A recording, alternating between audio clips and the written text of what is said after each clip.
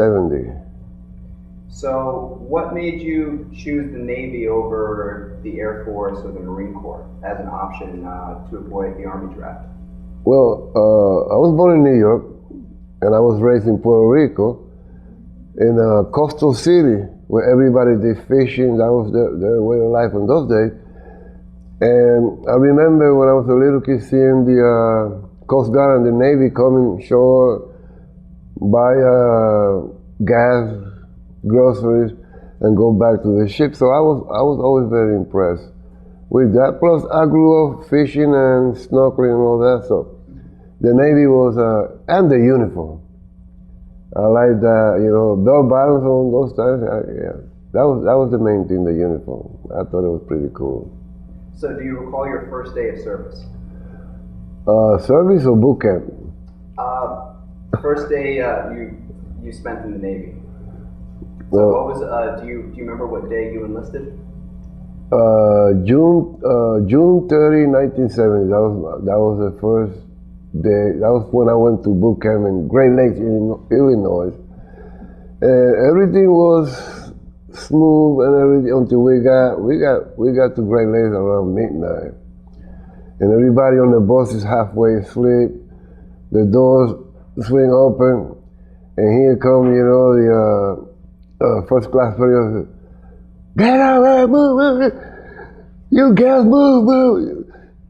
And, I said, wait a minute, ooh, man. So,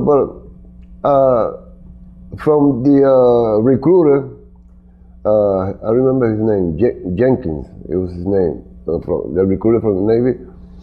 And he told me, Esteban, all you gotta do, just listen and follow the rules and instructions, and you will have no problem. So I did that.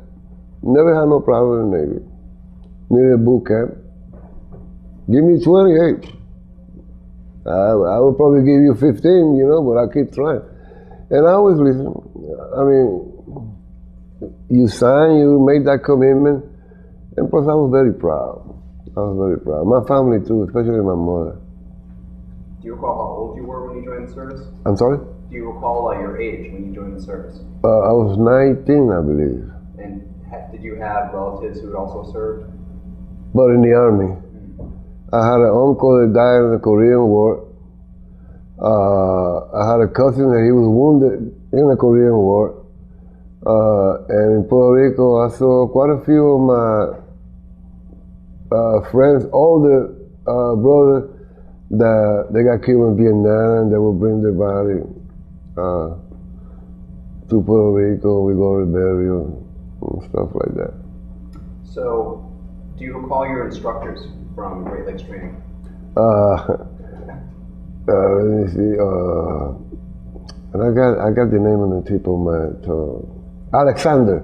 I don't remember his first name, but everybody, you have to call him Mr. Alexander. And not to make fun, but he was a typical cartoon character, The naval hat over here, big gut belly, the pants down here, and he had red hair, and he sounded mean all the time.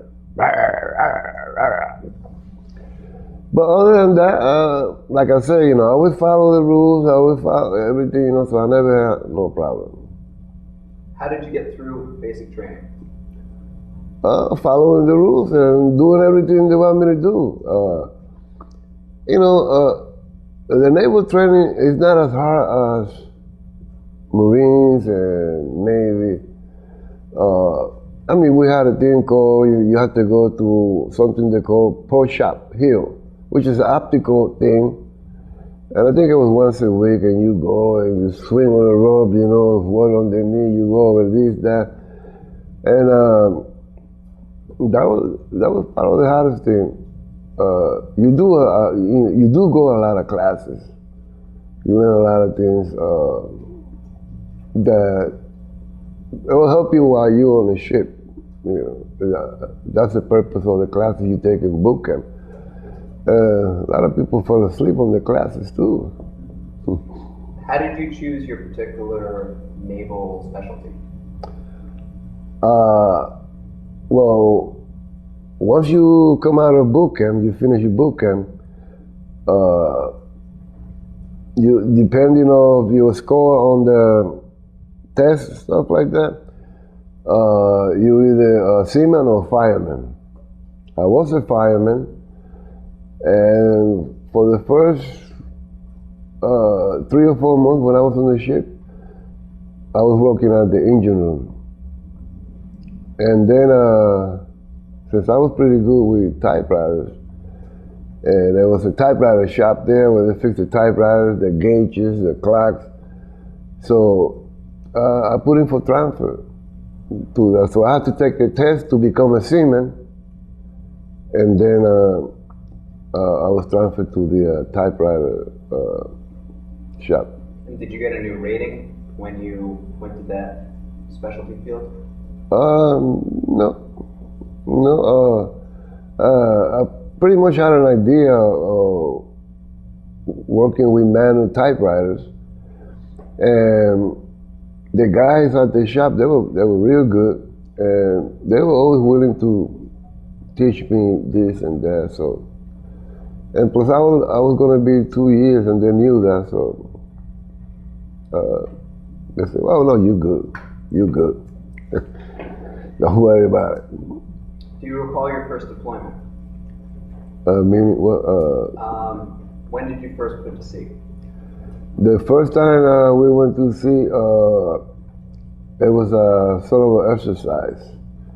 We went out to sea, and then from there to Fort Lauderdale. That's where we encountered a Russian spy ship. It looked like a fishing ship, but it wasn't. Where was that? That was close to Florida. Oh, actually, not too far from Cuba, from what I understand. And it was just, the warning shot was to keep them, and they did turn back, for what I heard from the gunners. They turned back right away. So, do you remember what ship you were on at the time? I was on a USS Hunley, AS-31. It was a submarine tender, 1,400 men. It was a floating city. Do you recall how large was the ship in comparison to like a cruiser or an aircraft carrier? Well, it's bigger than a cruiser, definitely, and much higher, deck. Aircraft carrier, I don't know, maybe about a quarter of the size of an aircraft carrier. Did you usually deploy with escorts, or was the ship fully armed? Well, the ship was fully armed.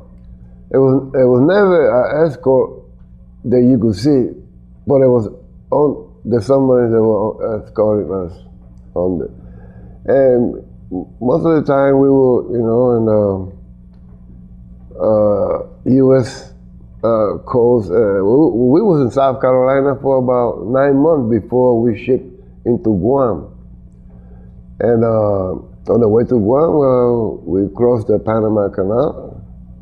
Very impressive place. And it was cool because once you get into the Panama Canal, the crew from the Panama takes over. And all you do is, take pictures, you go in this way and what do you call those ships? Like a tugboat? No, the luxury ships. Cruise line. Cruise line.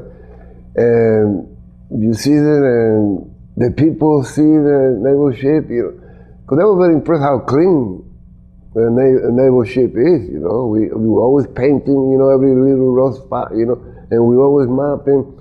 And you see the people going and taking pictures, and going like this and like that those days, That was a hippie area, peace.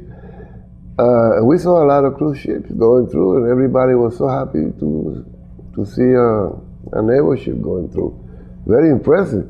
You go into a lock, the water drains, lifts the ship up, brings it over, fills up with water, moves up, and it was like that, like steps. That thing took 8 hours to cross. In the map, it looks like this.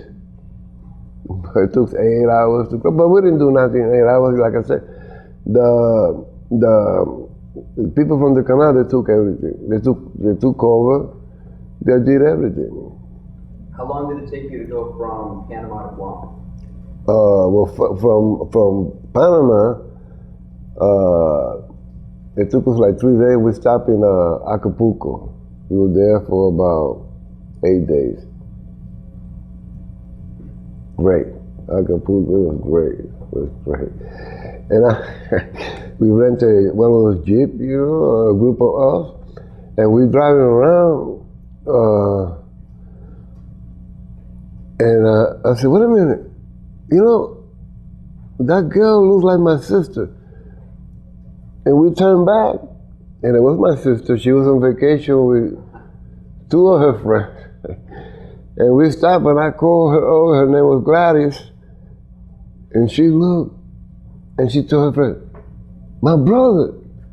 She was my sister on my father's side. And I hear the girl say, your brother? And she came across, and we met. And then they already been there for about a week or so. They were leaving the following day. But that was the hell of a day, and driving around, and I said, whoa, that girl looks like my sister. So we turned back, and then from Acapulco, about 7 days, from Acapulco we went to Pearl Harbor. And we were there about another 7, 8 days. Pearl Harbor, Hotel 3. That was good. Hawaii was beautiful. It reminded me of Puerto Rico. Like, same climate. Mango tree, cocoa tree, the way, people dress, it reminded me of Puerto Rico. That was pretty cool. Expensive. It was very expensive, Pearl Harbor. What was the military presence like in Hawaii at the time? Oh, they were everywhere, especially Hotel 3, that's all you saw. Hotel 3, I compare that like Hotel 3, I would compare that to Times Square, late 70s, something like that. It was a lot of action, a lot of bars, oh man. It was great. I had no regret. And then 14 days on the sea from Pearl Harbor to Sydney, Australia. And on the way to Sydney, Australia, we got caught by a storm. And that was, I was a little scared. Everybody was getting seasick. And, everybody's walking like this, most of the people stay on their bed because, you can do much. On the galley, which is, where we eat, we had to tight all the tables and chairs, so keeping from swinging around. So I got seasick, and the officer in charge of my division, he sent me up to sick bay, which is medical, they call it sick bay. And I go there and they prescribe me. They send me down to the galley and say, get cheese and cracker, drink no water. You got to keep your stomach dry to keep you from throwing up. And I managed to go upstairs and go on the deck and take a look. And that was even more scary because that shit would go. And then we went into the bridge, and that was another impressive. The people, up there on the ship,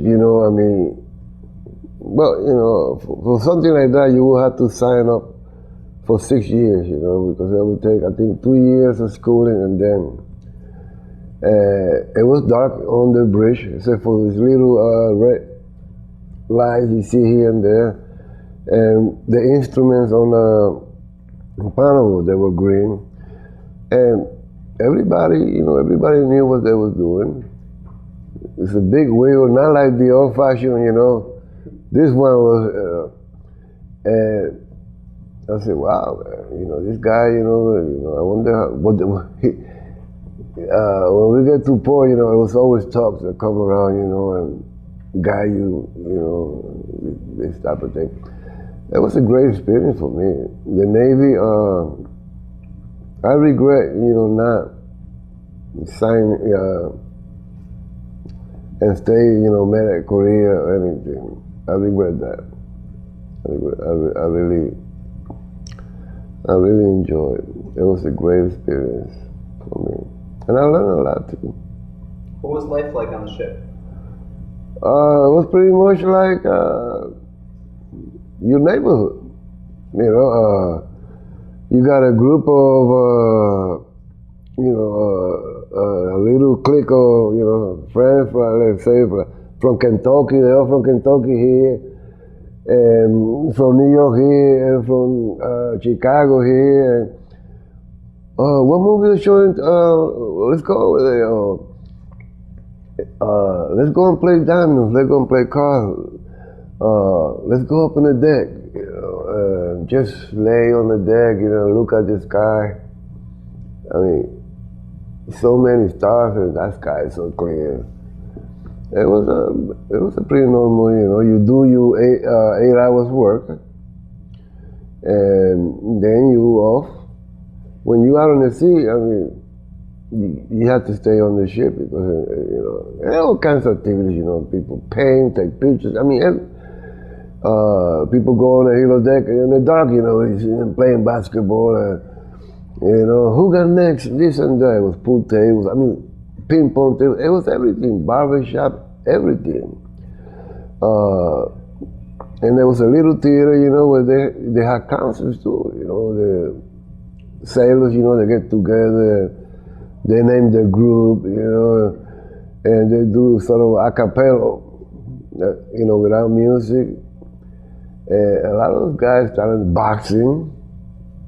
Today's boxing, So and so from the radio against this guy from the kitchen, That was pretty cool. It was, it was not boring, to tell you that much. And then once you get to shore, it's liberty call. And you could go out after you finish your working hours, and you do to come back 7 o'clock next day. Then 7:30, you go for a head count. I forgot exactly how they call it, but you have to report to your division, and so they want to make sure you're not AWOL, and they check your uniform. They check your T-shirt, make sure you don't have no dark greens here. You have to be clean. That was so everybody kept wow. At least I did. In my division, everybody, we were always sharp as a knife, and that's good because that made our commanding officer of that division is good for him. So once he looks good, against his superior, and then we could go out, we could do this, there was no restriction. So we everybody pretty much did that. What were the work uniforms like in the Navy at the time? On the ship and during working hours, the dungarees, excuse me, dungarees, the jeans, and depending, if you're working on the deck and then you wear the sneakers, and if you have some type of guard duty, like on the quarter deck, or the master arms, or the officers' quarters upstairs, then you wear dress uniform. If it's summer, it's all white. Winter, is the blue. And if you have, some guys have the what they call that wash outside on the deck, and they wear, if it's summer, white. If it's winter, the blues, and we also have a knit cap for the winter. The pea coat, we have raincoat, we had everything. We had shorts too.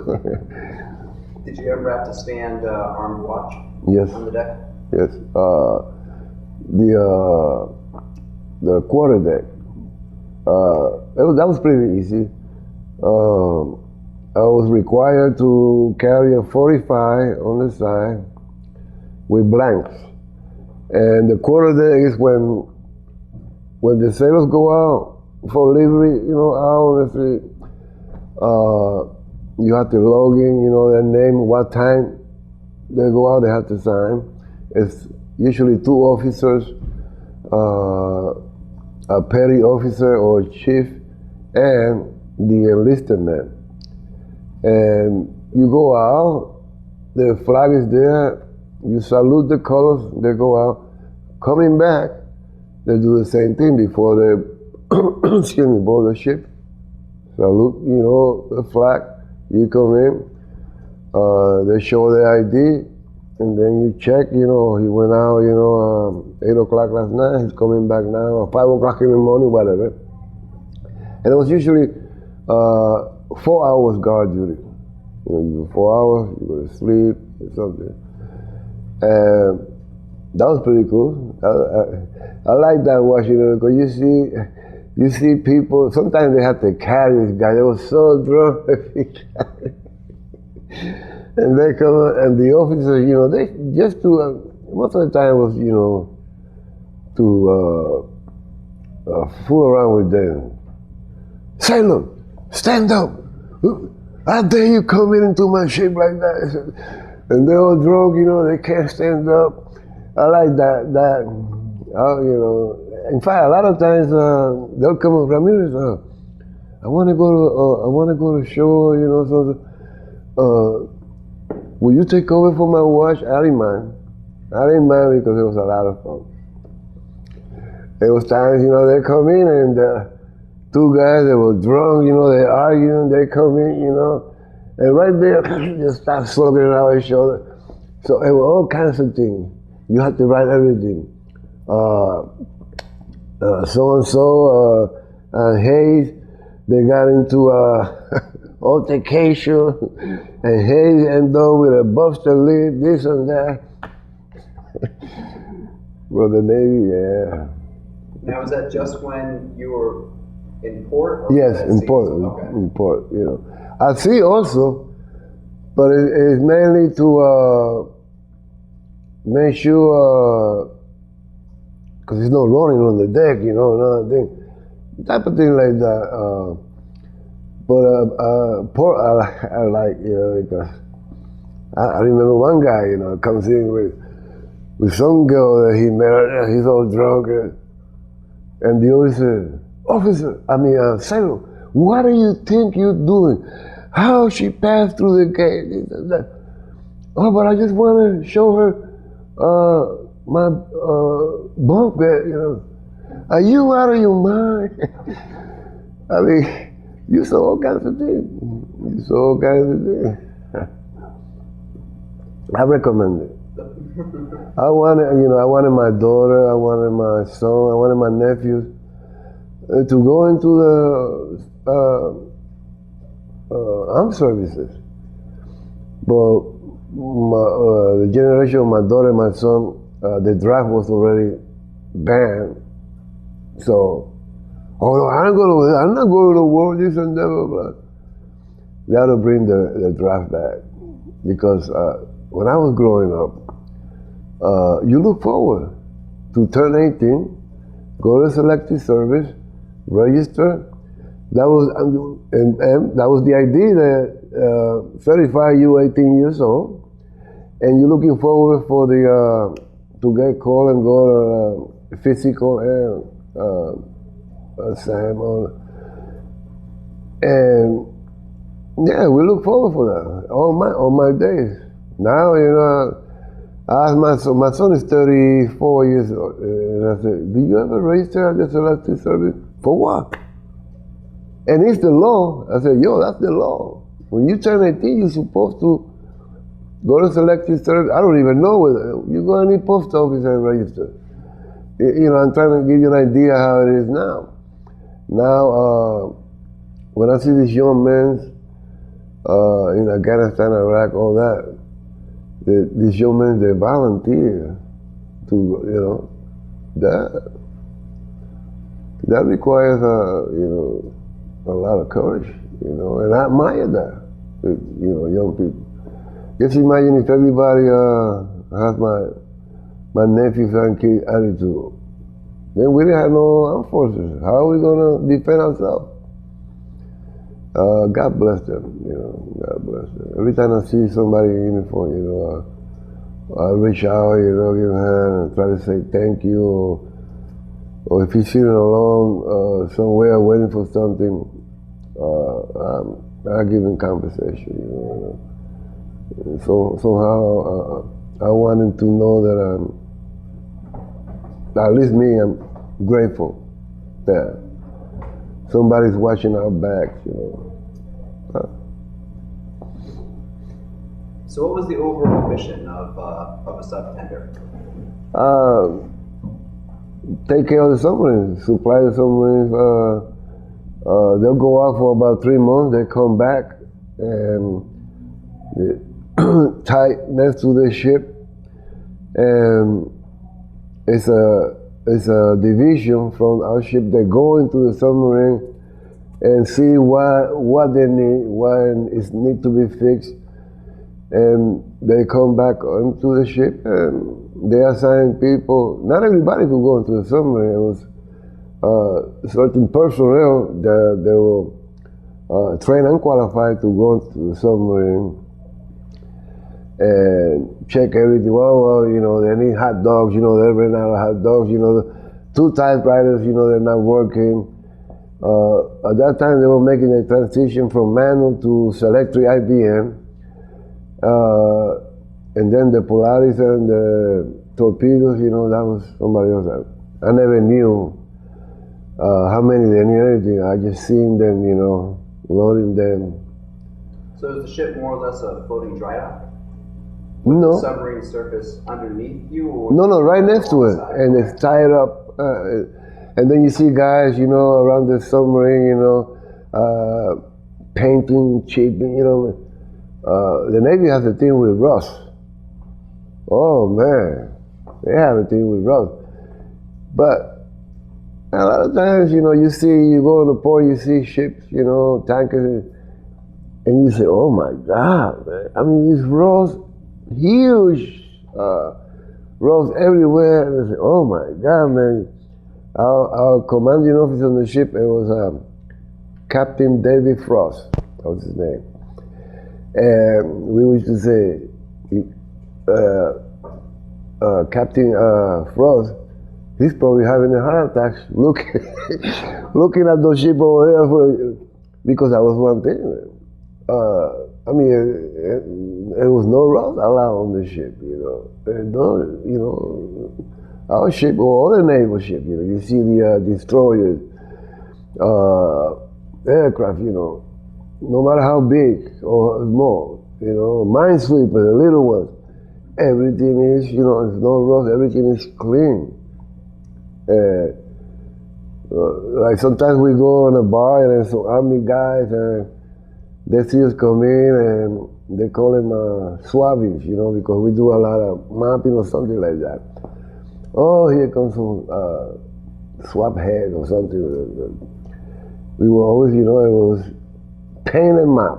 That was oh, you joined the Navy? Oh, all you guys do is paint and map. So if you were loaded Polaris missiles, did that mean that you carried nuclear weapons on board the ship? Yes. Yes. I'm sure that, was there a Marine Guard attached to you to protect those? Yes, there was a Marine division. Like if you go down into the engine room, and then it's a section with the nuclear science, you know, nuclear science, and it's a couple of Marines. From that point on, unless you assign to there, you're not allowed to go. It's only the personnel that is assigned to go in there. And they carry these little things that register the radiation or whatever. And plus the lighting in that section, it was bluish or something. It had something to do in case radiation or germs or something. That light somehow will let them know, or will let that meter know something.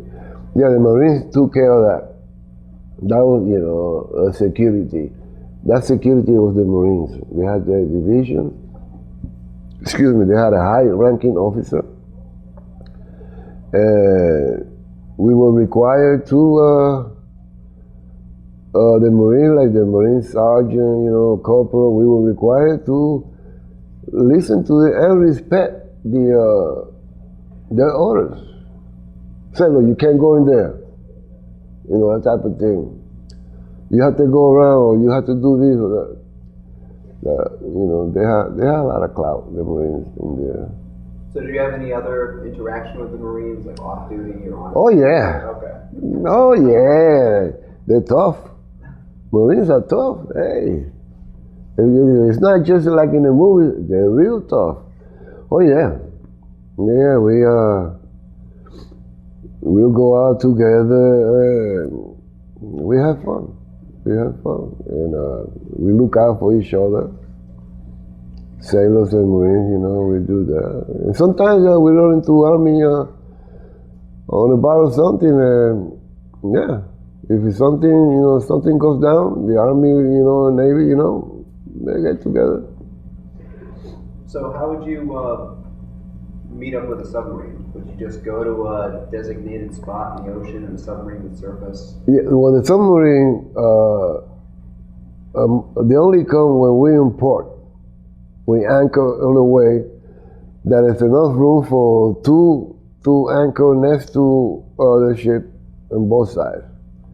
I mean, we were able to take care of 4 submarines at the same time. And then I think it was, I don't remember how often, it was the merchant marines that come, and they bring all kinds of supplies to our ship. And that was like 3 days, working day and night, loading, from gum, for the store to ammunition. No Polaris. Polaris was some other ship. And it was like 3 days, 4 days, depending, they call that a working party. And everybody has to work. The crane bring the stuff, merchant marine into the ship, load, this goes to the store, this goes to the galley, this to officers. We did that. It was like it's actually a community, where, we have a post office, it's the guys that take care of that, barber shop, we had our own bakery. We bake everything in there, from bread to pie to muffins. We cook our own food, and that was good food. I mean, everybody ate good. Yeah. Were you well supplied? Yes. You go into the galley. You was able to have seconds, if you want, and it was the food was good, like from New York steak to lobster tails, everything. Lamb, turkey. And then you go into this section where it's 4 milk machine. 2 chocolate milk, 2 regular milk, right? And this thing, you put the handle, put the milk, and that milk was ice cold. Just about to freeze, it was delicious. And then you got juice, and you got soda, and you got coffee, and you got tea, and you got salad. I mean, that thing was huge. huge. I mean, it was luxury, if you ask me. That was luxury. Yes, sir. And then, you have to get up at 6 o'clock in the morning every day, get ready for inspection and roll call, and then you go to breakfast. You go to breakfast. Breakfast was the same way. They had they had about 3 or 4 hot grills, and you get on the line and, I want scrambled and I want sausage. Over and easy, we ham, like that. The Navy, in those days, I don't know about, I think now it's better. We didn't have females in those days in our ship. But, hey, it was, we were well taken care of. Did you ever see any combat in the service? No. Except for that time, that Russian spy ship dressed as a fishing ship. That was the only time. But when we were in Guam, I did saw a lot of soldiers came from being wounded. And some of those, because we used to go to the naval hospital, like from Guam, Vietnam, they come there, and I guess they take care of them for a little bit, and then into Hawaii or somewhere, a bigger naval hospital or something. And we used to go there, visit the guys and talk. I saw some horrific wounds coming from Vietnam. I saw guys, with missing limbs. I saw guys burn horrible. I remember this guy that, I think he was on a jeep they ran over a mine or something, and the jeep flew over, and he landed on a thing full of, that wire, what do they call that wire, with the... Concertina wire?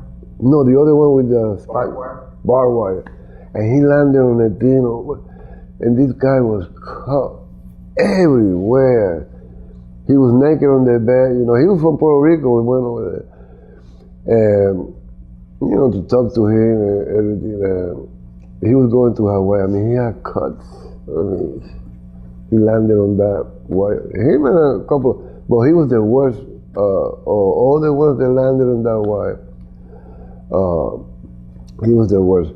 I saw another guy that he had a leg missing, some booby trap with some bamboo. He was out in the jungle, and I think by the time they brought him back to the base, he had developed gangrene or something that they had to amputate his leg.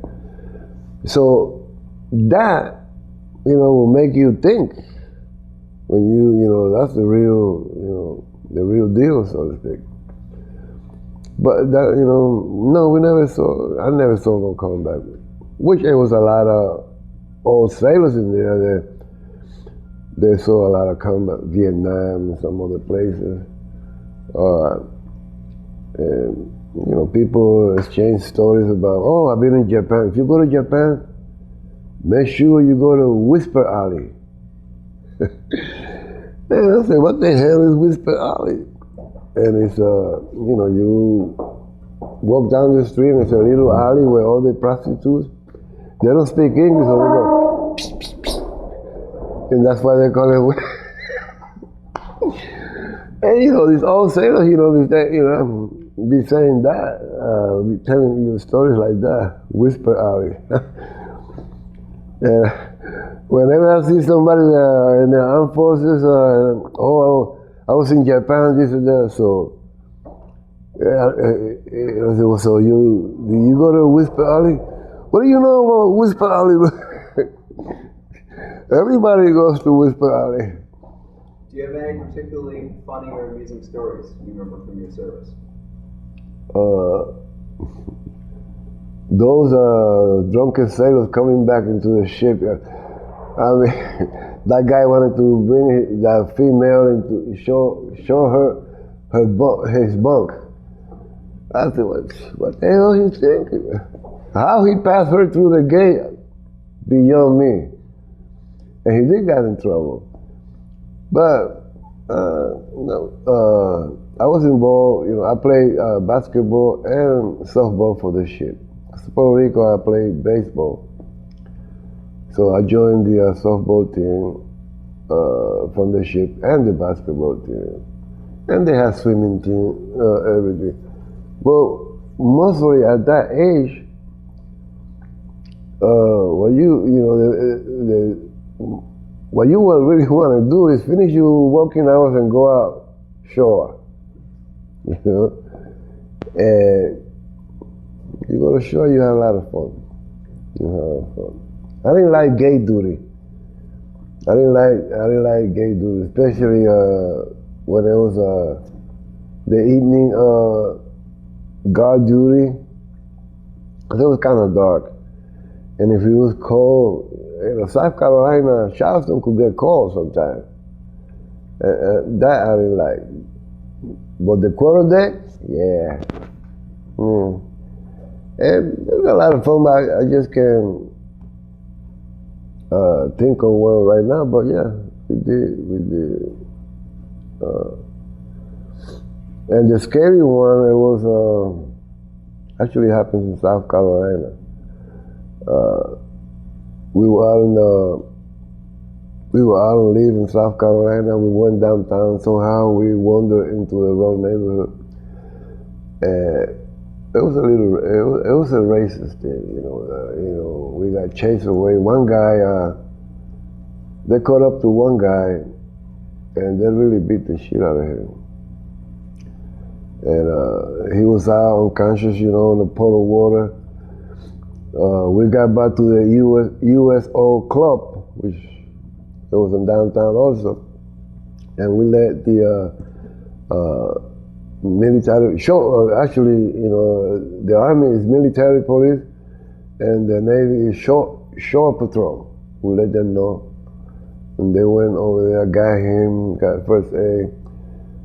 On the first day, I think they had to make a hole here because he was having trouble breathing. I think that was scary, and that happens in the United States. Was there any racial tension on board the ship? Tension, no, but racial is there. It's there. You said before there were cliques on the ship. Was there like a Hispanic clique? Was there a black? Oh no, I mean, we from Chicago. We here. We play basketball, man.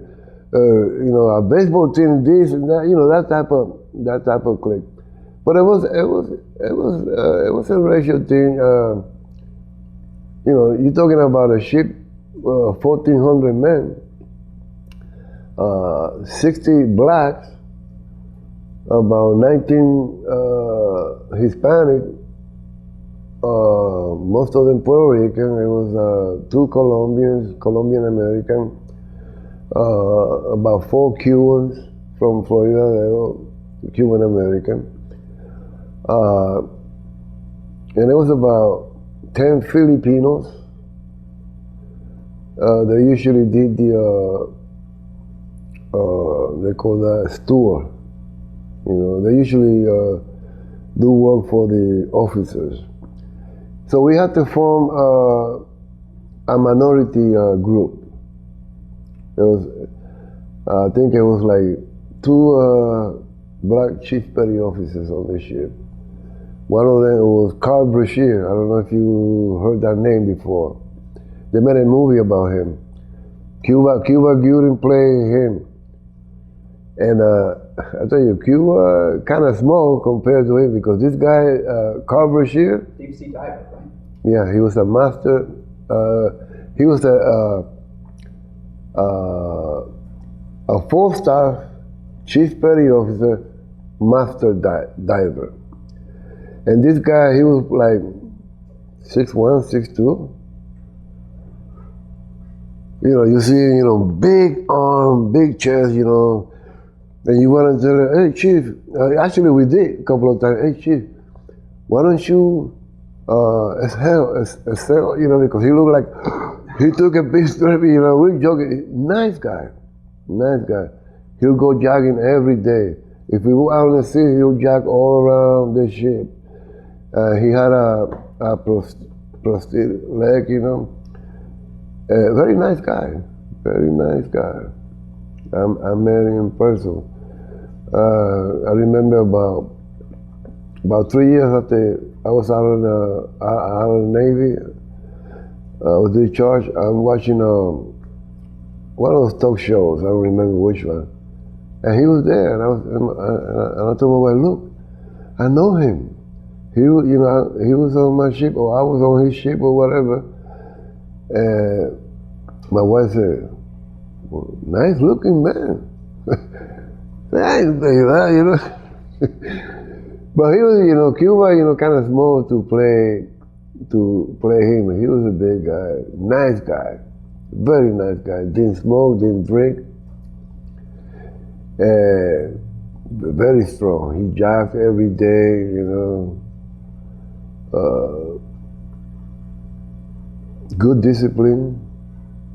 You know, he was always, you know, willing to stop and talk to the enlisted man. You know, he always got good advice. You know, strong character. Very nice guy. I don't know if he's still alive. Chief Carl Brashear. I remember him very well. And Chief Davis. He was the one that started the minority group, Chief Davis. Did you see any USO shows while you were in the service? US what? USO shows? Did you see any while you were in the service? Yes, when I was in Guam. It was at that time I didn't know much about the American music because even though I was born in New York, I grew up in Puerto Rico, so my music was Latin music, stuff like that. But I remember these groups, you know, there was comedy and there was singing when we were in Guam. And barbecue, and his beer and his soda. And the entertainers, they'll come down, talk to us, you know, take pictures with us.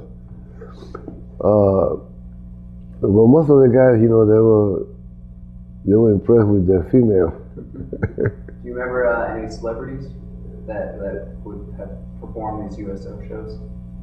No, I don't remember quite. Raquel Welch did a tour. Raquel was no, but I remember that tour. I remember her. She was going, and I remember on the ship. I think I got a picture. They were giving out Raquel Welch poster, you know, and she signed. So I was sleeping in my bunk bed, and somebody put I was asleep and somebody put the poster in my chest and took a picture of me, you know. And then they would say, look, Ramirez slept with Raquel Welch. But now the picture's kind of on, you know, it's a little faded. When we were in Hawaii, Pearl Harbor, the Jackson 5, they were there. And they raffled tickets, I didn't win. Fort Lauderdale, it was Miss Black America. They also raffled tickets, but this time I won. Me and a couple of guys, we went to Miss Black America at that time. That was very nice. Yeah, that's taking too long. No, not at all. So were you ever wounded while you were in service?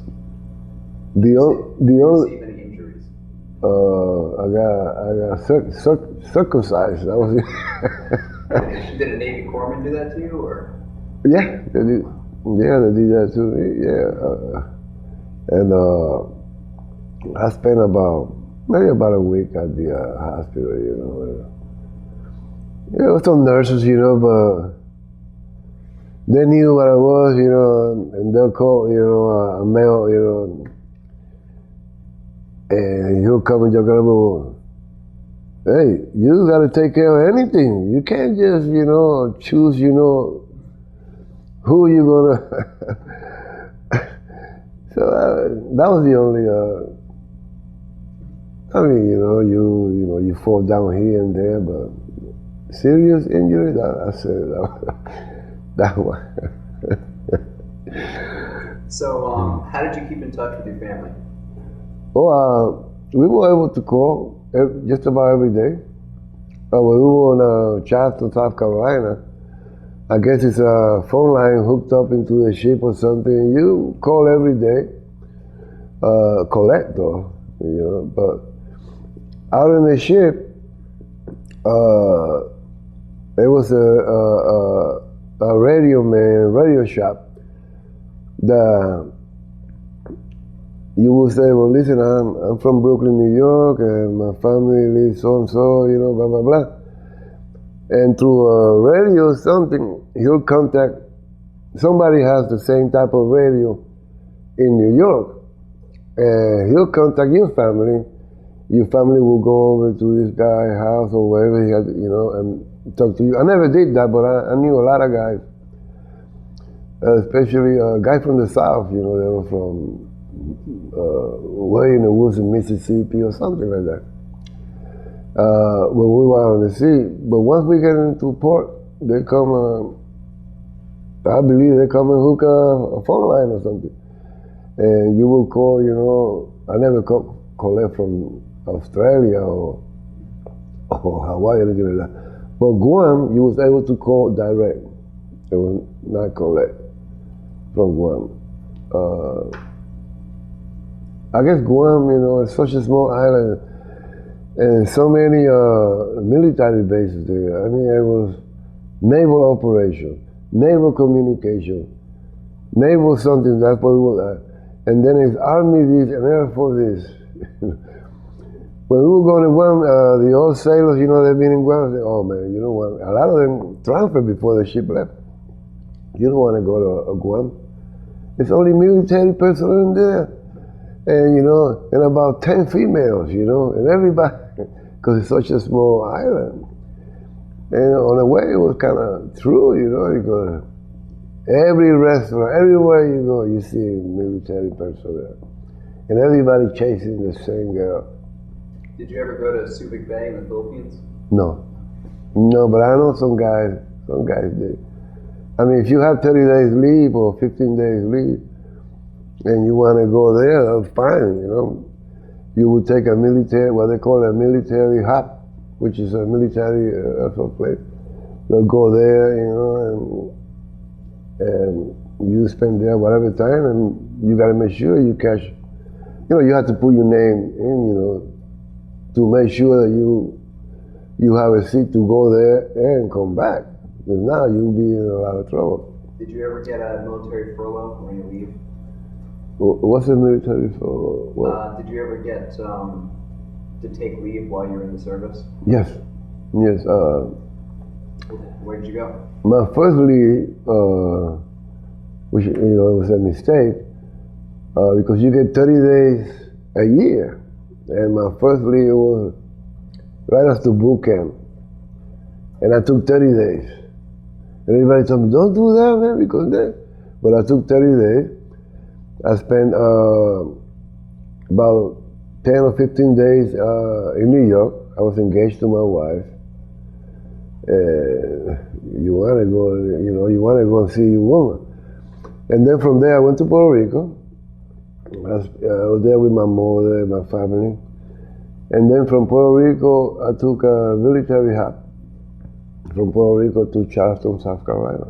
I mean, to Columbia, South Carolina, and then from Columbia, they brought it to Charleston, South Carolina. But after that, you know, I would take maybe 5 days, you know, no more than that. Because they said, don't wait till you Liberty days. I didn't know how, you know. I mean, 3 months in boot camp, you know, it seems like an eternity. and you wanna, you wanna go out there and show off your uniform, because you do come out, slim and looking good in your uniform. I came to New York. It was, I think it was October, my first, and it was kind of cold, so I was wearing my winter uniform. And I got into my neighborhood.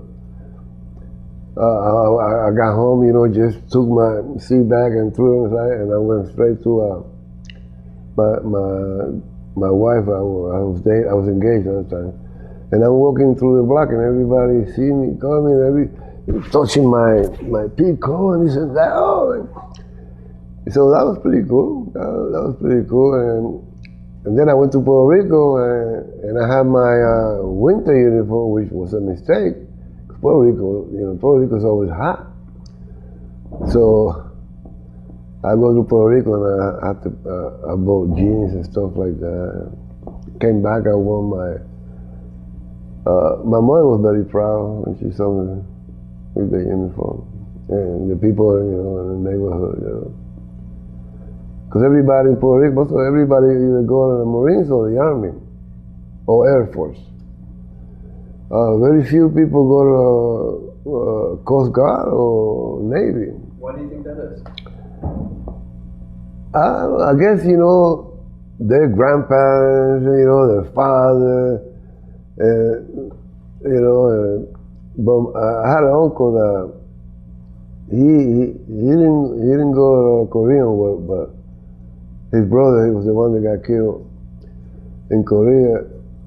And they call that, he told me, don't go in the army because you're going to be, let's see, how can I translate it in English? You're going to be meat for the cannons. That type of thing, And that's why, in Spanish they call it carne cañón, which means meat for the cannon. So he told me that, man, don't go in the army. And if you go in the army, don't go to infantry. After going to Guam, did those words really hit home? Yeah. Yeah, after I've seen, and some of the guys, they were younger than me. There was guys 18, there was one guy at 17. And I said, well, how you got 17? How you got I used my brother's birth certificate. And one guy said, you're a lifer. A guy that likes the services, I mean, could you imagine that? He used his brother's birth certificate. His brother had passed away, years, and he used that. He was 17, and he was wounded. He lost a limb, and these guys, they were sad all the time. They were sad. Do you recall your last day of service? Yeah. Yeah. I was in Guam, and that's the worst part of the service, because I was 2 years, right? So my discharge day was June 2nd, 72. But I had extra days. So from Guam, May 30, I think it was May 30. It was about 15 days before my discharge day. But once you get 3 months, you start counting, you got to kind of, how long you been? Well, I'm short. 3 days short, a month short, And that's the worst part, because everybody do that. They take a calendar and counting the days. And that's the worst thing to do. So I think it was on May 1st, they brought me back to the United States. I was to finish my last days at the Brooklyn Naval Yard, which was good, I'm from Brooklyn. So every day after my working hours, get on the subway and go home. But I had to come back to the base. and you counting your days, you know. But yeah, like the day before, the guys that take you out, try to get you drunk and try to get you do some off the wall thing, they try to, they want to see if you could screw 5 females one night, that type of, crazy thing, The guys, they were pretty cool. Even though these guys, I wasn't in their service with them, they were in the same process that I was. They had about a month left, so instead of, the Navy or the Army keep you there until the very last day, if you have, at least the Navy did, if you're 30 days short, 20 days, they bring you back to the States. And that was a long flight, man, from Guam to,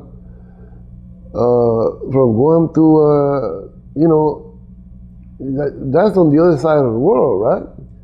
So I left there, I think it was May 15 or something, I don't remember.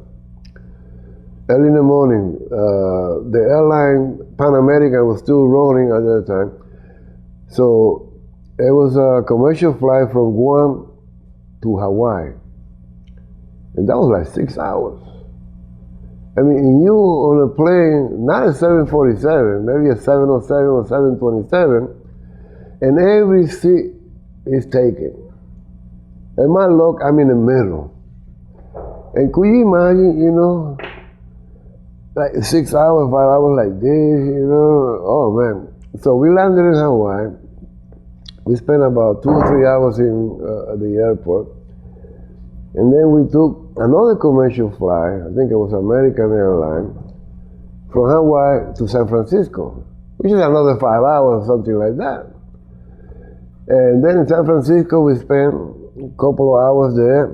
And then I took another American Airlines flight. This was a 747, the big one, with the bottle on the top. Another 5 hours or 6 hours. So I left, I think, May 15, Guam, and I landed in New York May 15. Because I think over there is it's a day ahead over there or something. So the same day. But it was pretty good, they pay you traveling miles, and all this money they own you and everything. They try to get you to reassign, and they offer you bonuses and all that. But man, I never flew. I mean, that was like 13, 14. They're having a dance upstairs tonight. That's what they're doing. They're setting up the tables. So that was amazing, man. The same day. Did you make any lasting friendships while you were in the service? Do you still keep in touch with anybody? No, but there was only one, Bobby Cruz. He was from New York, 95th Street and Lexington Avenue, the Spanish Harlem, what they call it. And me and him, we were real close. And after I came out, well, he signed for 6 years. After I came out, a couple of times he would send gift, and I said, take this to my mother, she doesn't know, it's a surprise for Mother's Day. Or take this to my sister and nephew for free. But then after a while, he's still in the Navy, and now he transferred he's not on a submarine tender no more. He's in a destroyer, I think, which destroyer move around a lot, Those are the ones that go, 3 days here, 4 days here, they go all around the world. So after that, we lost contact. But I met a nice, great guys. I met a lot of great guys. I remember Westbrook. He was from Tennessee. I remember McCluster. He was the karate instructor. It was about, because everybody, you know, they don't call you by the first name, by your last name. And it was about 3 Hayes. There. I remember this guy, and not to sound racist, but he was a white guy, Mulberry. He was like 6'4". This guy was a ballet dancer. And I mean, this guy was built like he was a weightlifter. The arms, you know, the physique, you know. He had one of those, you know, a hippie mustache, you know, big one, you know. He was a first-class petty officer. He was in my division. Very nice guy. I remember him. Very smart, too. And then it was Smitty. So everybody's last name is Smith, called him Smitty. And there was about 5 or 6 of those two. And Taylor, it was a whole bunch of Taylors. So because, you know, my ethnic background, you know, the little racial thing, so, you know, the Latinos were, they hung out with the blacks, you know, so. But not everybody, you know, had the, you know, mainly people from the South. Did you ever experience any discrimination while you were in the service? Yeah, we did. We did. And that also happens in Charleston, South Carolina, downtown. We go to this restaurant. You know, I mean, growing up in Puerto Rico and then living in New York for a couple of years, these guys, I was with Bobby Cruz and Colon. Colon was also from Brooklyn. And there was another guy from, I think he was from San Francisco, California. And, you know, you never experience, you know, that type of discrimination or anything, you know. So we go to this restaurant and we sit, you know, and we have a summer uniform on, and we sit at this restaurant, and, you know, we talking, you know, and we waiting to get served. And one guy said, yo, do you notice something? And everybody said, oh, wow. We are the only brown skin over here in this place. And we kept calling the waiter, and the waiter, keep going. So at the end, we just got up and left. Because, you know, we knew what it was. It was certain parts of Charleston that from people that they already knew, say, yo, stay away from here, stay away. If you go downtown, don't pass that movie house or this and that. Because downtown it was the USO club there, and there was movie theaters and restaurants. But I guess you want to see something different besides, you know, sailors or whatever.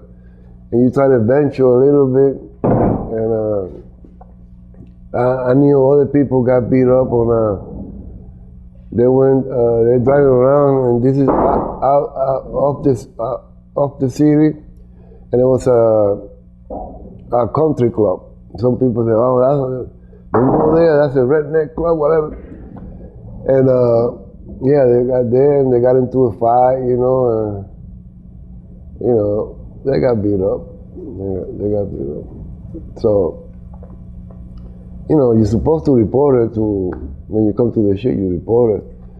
And, you know, they investigate and they log that, you know, which they did.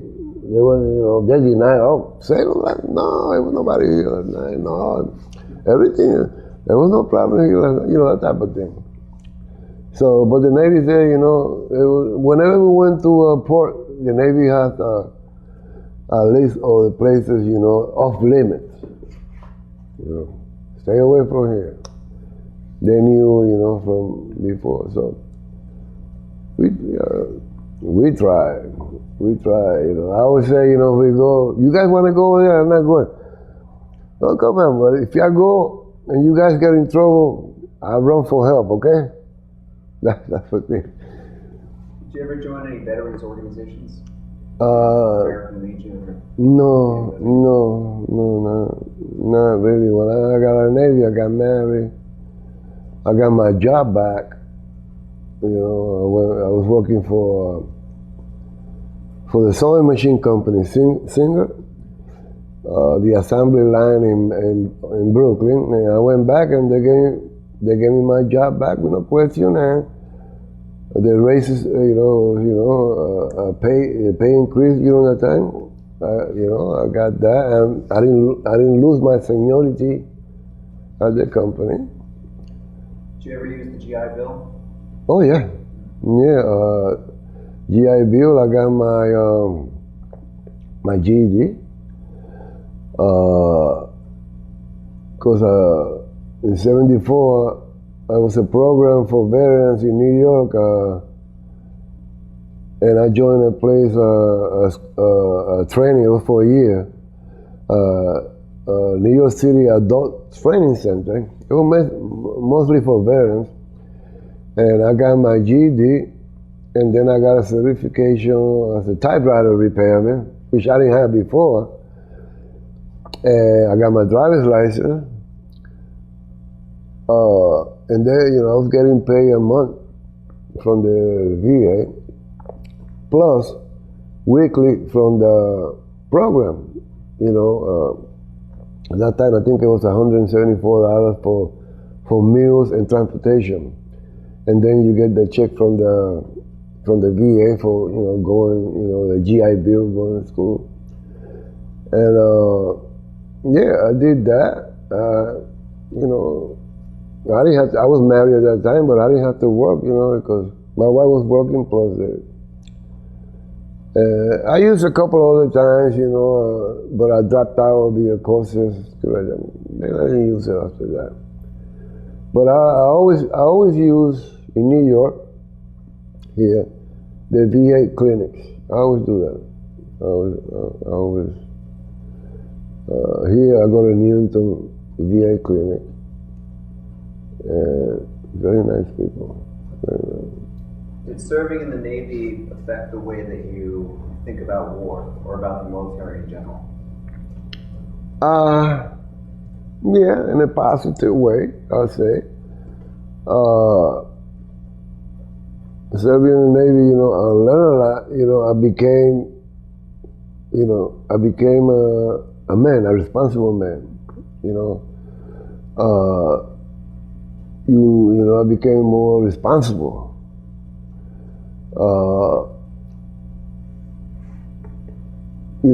Following orders, and listening, follow, especially, if you work in a place, your superiors, you follow the instructions, So that way, you trust the superior. Oh man, when I was in boot camp, that you have to keep your uniform clean and press. We were in boot camp. We weren't allowed to press with an iron. We had to use our book.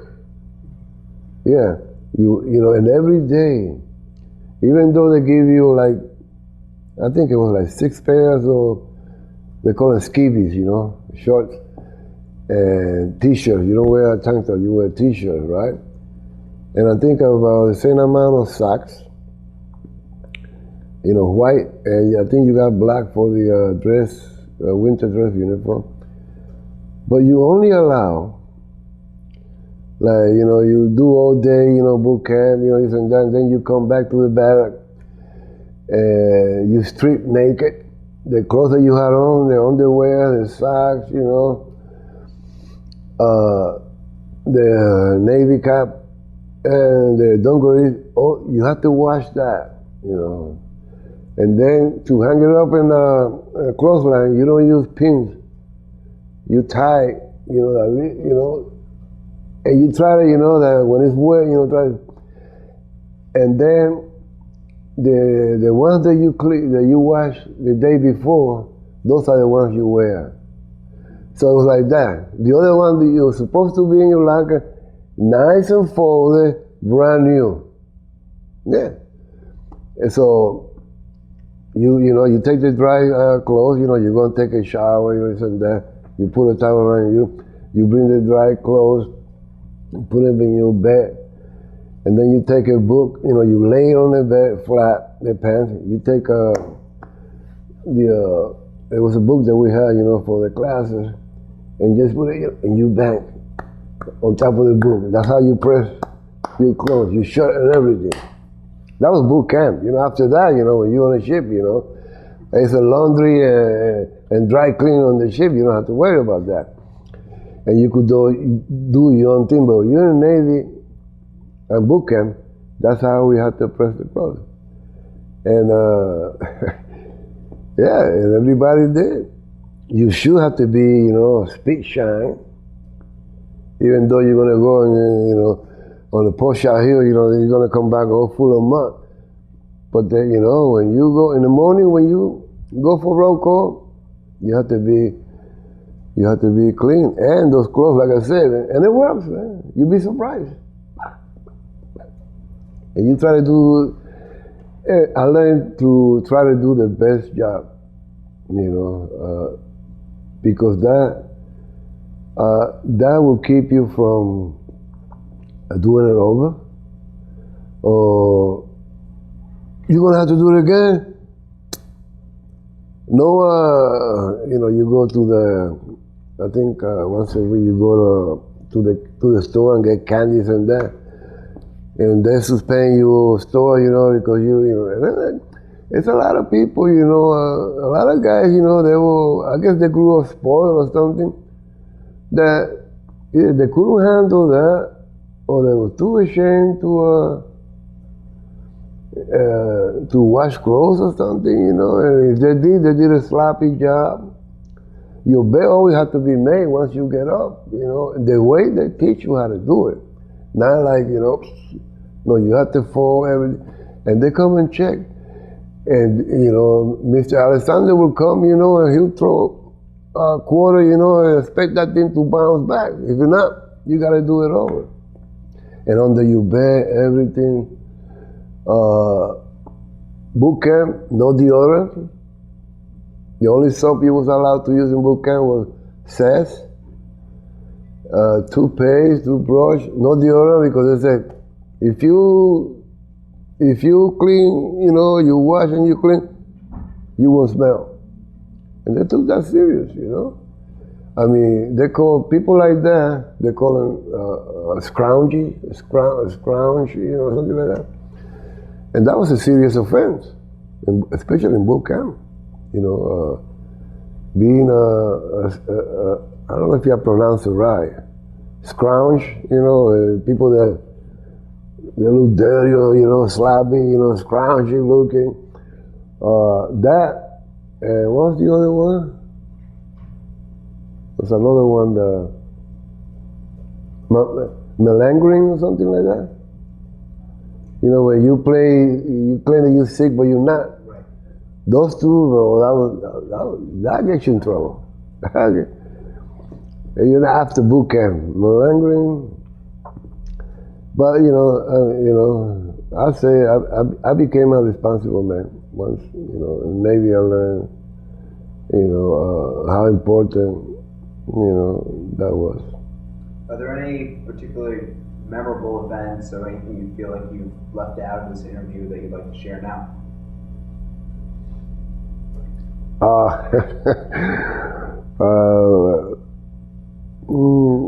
Well, you ever heard of shellback? Shellback. A shellback. You ever heard of that? I've heard the term, but I'm not sure. That was a lot of fun. Now that, I always remember that, that was a lot of fun. I didn't know, I had no idea what was that all about.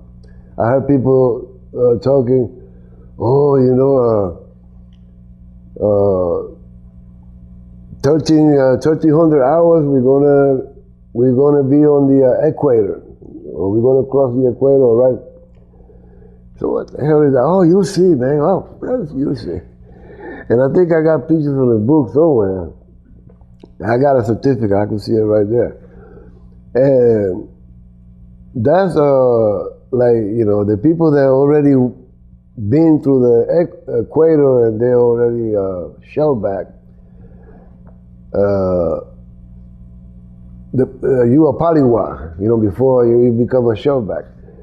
And man, you know, they do all kinds of jokes on you, and you have to, like, I remember I was before, I seen a bunch of guys, you know, they took a tarp, you know, and made like a pool or something, right? And I seen them, you know, smashing tomatoes, throwing them in there, all kinds of vegetables. I think they even cooked soup and threw in there.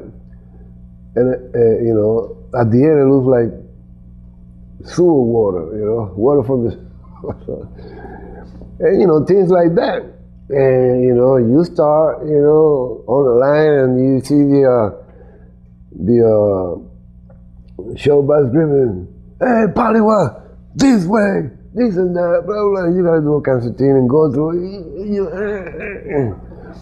And then at the end, they had the royal baby, and they picked the biggest guy on the ship. This time he was a first class petty officer, a black guy. I forgot his name. I think his name was Wilson. His last name was Wilson. And they, you know, they put grease all over his body, right? And they put a diaper, you know, like a baby. He's the royal baby. He's sitting on his chair. And then right here on the belly button, he has a cherry. And after you crawl with all that dirt and soap and whipped cream and everything, then you have to come in your knee and grab that cherry with your mouth. And he'll go, you know, take your face all over, right? And then from there, you have to go to the royal king and queen. And they smack you and they throw pie in you, they do all kinds of things, you know. And then you go to another tunnel full of stuff, you know, you come out of there, and then, you know, you come out on the other side, congratulations, you're a shellback, you know, and there's a guy, you know, this guy there with a hose of water, you know, they clean you up. And then you go into the room, and that was the only time we have beer on the ship. And then, you know, it's hot dog, hamburger, beer, this and that, soda. And then after that becomes a party, you know. So, but it was fun. Yeah, that was a lot of fun, you know. I knew about, you know, because I've seen them, you know, throwing all that stuff, you know. It was just clean, you know. They just add color and stuff like that. And it looked like sewer water, you know. And I think they throw some fish stock or something. I tell you, you know, a bunch of grown-up kids, man. You see all these guys, you know, and everybody is dressed, you know, the showbacks already, they're dressing like Neptune and this and that, you know. Some of them, they're dressed like mermaids and shit like that type of thing. Yeah, that was pretty cool. That was good. That was 8 hours, you know, right there. We stopped on the equator, and after everybody that was on the show back went through and became a show back, oh man, we had the helicopter deck. Oh man, we had a huge barbecue. And party, we played basketball, and this guy, you know, with the golf team, hit into a net, so there wasn't going to that work. Even we had a little game of softball too. I remember hitting the ball with a net, you know.